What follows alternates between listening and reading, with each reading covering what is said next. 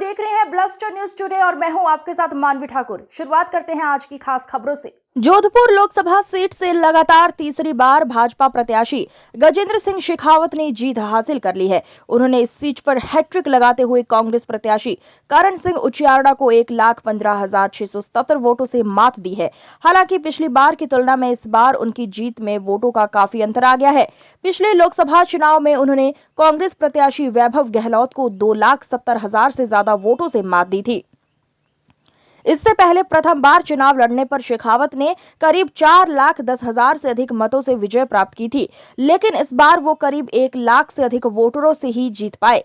कई विधानसभा क्षेत्रों में तो करण सिंह उचियार्डा ने उनसे अधिक वोट प्राप्त किए हैं। भाजपा प्रत्याशी गजेंद्र सिंह शेखावत और कांग्रेस प्रत्याशी करण सिंह उचियार्डा में कांटे की टक्कर दिखाई दी। मतगणना के दौरान फलौदी, पोकरण, लोहावट और लूणी के साथ जोधपुर शहर विधानसभा क्षेत्रों में दोनों ही प्रत्याशियों की लीड लगातार ऊपर नीचे होती रही। शुरुआती मतगणना के राउंड में कांग्रेस लगातार रेस में बनी रही, लेकिन बाद में भाजपा के पास लीड आ गई, जो लगातार बढ़ती रही।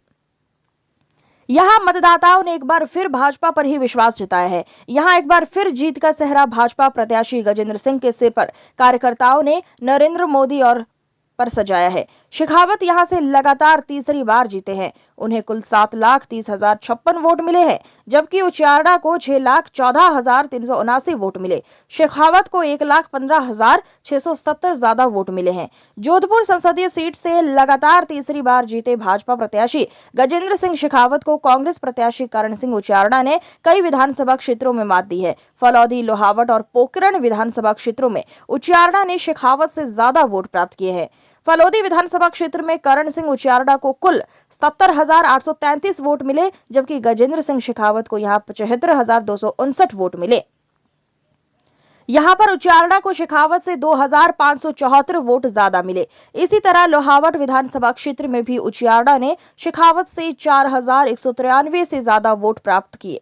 उन्हें यहां 83,994 वोट मिले, जबकि शेखावत को 79,801 को वोट मिले। वहीं पोकरण विधानसभा क्षेत्र में भी उचियार्डा ने शेखावत से 544 ज्यादा मत प्राप्त किए हैं। यहां उन्हें 75,328 और शेखावत को 74,784 वोट मिले।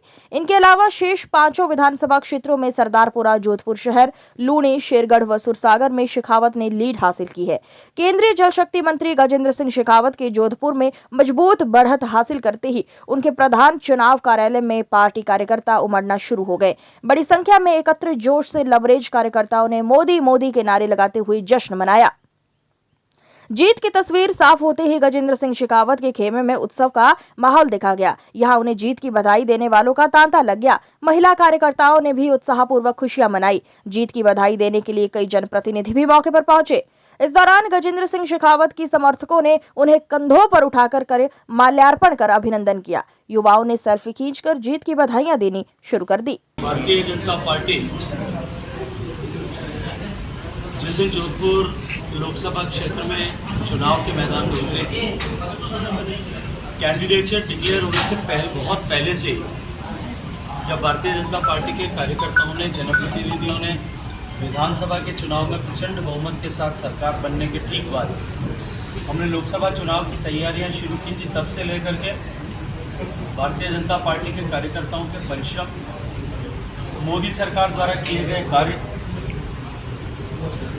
और हम सब ने सामूहिक रूप से एक होकर के जिस तरह से चुनाव लड़ने की योजना बनाई थी, हम सब लोग विश्वास से लबरेज थे कि भारतीय जनता पार्टी विजयी होगी और हम बड़े बहुमत के, बड़े अंतर के साथ में भारतीय जनता पार्टी का कमल जोधपुर लोकसभा क्षेत्र से खिलाएंगे। जब मार्च के पहली दूसरी तारीख को पहली सूची में भारतीय जनता पार्टी के शीर्ष नेतृत्व श्रद्धेय प्रधानमंत्री नरेंद्र मोदी जी ने, सम्माननीय राष्ट्रीय अध्यक्ष आदरणीय जेपी नड्डा जी, आदरणीय गृह मंत्री अमित शाह जी, राजस्थान भारतीय जनता पार्टी के प्रदेश अध्यक्ष सम्माननीय के जोशी साहब, यशस्वी मुख्यमंत्री आदरणीय भजन लाल जी, इन सब ने चुनाव के फॉल्स नैरेटिव गढ़े गए, झूठे आरोप और दोषारोपण किए गए और साम दाम दंड भेद किसी भी तरह से हम चुनाव जीत जाएंगे, इस तरह के प्रयास किए गए। इस तरह की बातों को मीडिया के सामने, मीडिया के माध्यम से डिफरेंट वर्टिकल्स में जाहिर किया गया। लेकिन उसके उपरांत भी जोधपुर भारतीय जनता पार्टी के कार्यकर्ता और पूरे लोकसभा क्षेत्र के भारतीय जनता पार्टी परिवार ने इस एकजुटता के साथ में काम किया। तमाम तरह की विपरीतताएं होते हुए भी भारतीय जनता पार्टी का कमल यहाँ खिला, एक बड़े अंतर के साथ में विजयी हुए।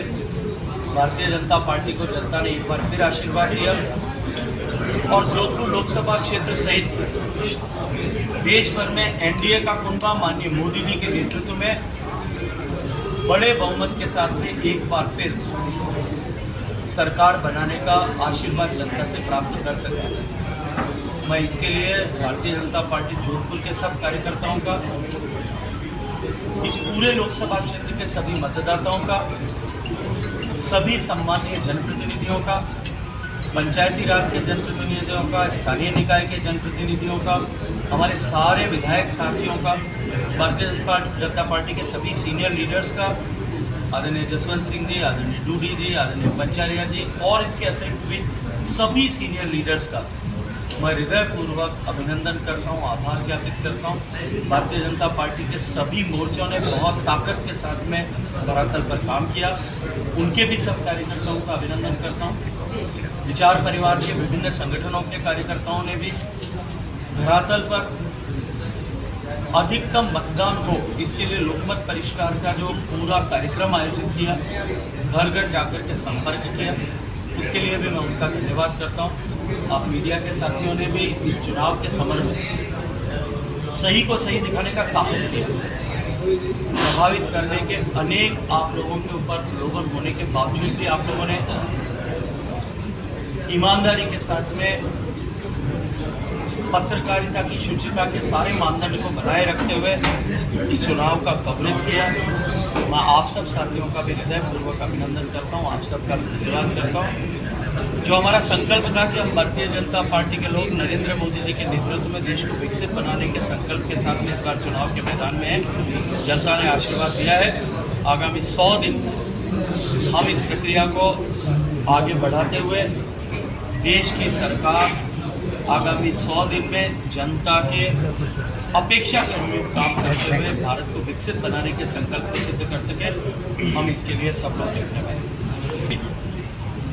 जिस तरह से इस पूरे चुनाव में डिस्ट्रिक्ट एडमिनिस्ट्रेशन ने हम सब चुनाव को ठीक पारदर्शिता के साथ में हो, ठीक तरह से हो, चुनाव को कहीं बेजा प्रभावित न किया जा सके, इसके लिए जिस तरह से ईमानदारी पूर्वक काम किया है, जिस तरह से सभी का सहयोग किया, सामंजस्य के साथ चुनाव का संपादित किया, मैं उनका भी डिस्ट्रिक्ट एडमिनिस्ट्रेशन का भी धन्यवाद करता हूँ।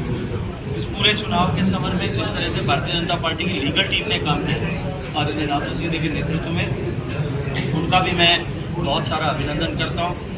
कुल मिलाकर भारतीय जनता पार्टी का कुनबा जिस तरह से एकजुट होकर के इस चुनाव के मैदान में था, नए कार्यकर्ता, पुराने भारतीय जनता पार्टी के जिले के पदाधिकारी और बहुत पुराने लोग जिस तरह से चुनाव में बाहर निकल कर थे, ये निश्चित ही दिल को छूने वाला दृश्य था। लेकिन ये मोदी का परिवार जब एक साथ इकट्ठा हुआ था, तब निश्चित ही जोधपुर में तो कम से कम अपराजय हुआ बहुत सारा।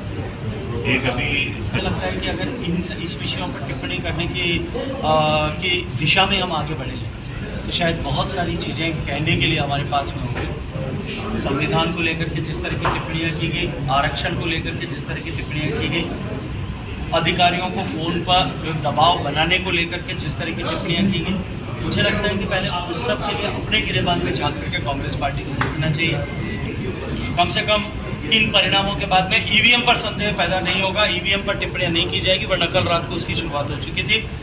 थोड़ा सा फर्क रहा, अन्यथा अभी इस प्रेस कॉन्फ्रेंस में ईवीएम को दोषारोपण करते हुए शायद कई लोग दिखाई देते। लोगों के आंख पर बहुत बड़ा कोई पर्दा चढ़ा हुआ है। देश की जनता ने मोदी के परिवार को, एनडीए को संपूर्ण बहुमत दिया है। बहुमत के लिए जितनी आवश्यक सीटें होती है उससे लगभग जो है 28 सीटें 27 सीटें ज़्यादा दी है। इसलिए कहीं कोई इसमें संशय भी नहीं है, संदेह भी नहीं है। ऐसे लोगों के मन में संदेह होगा जिनके मन में कहीं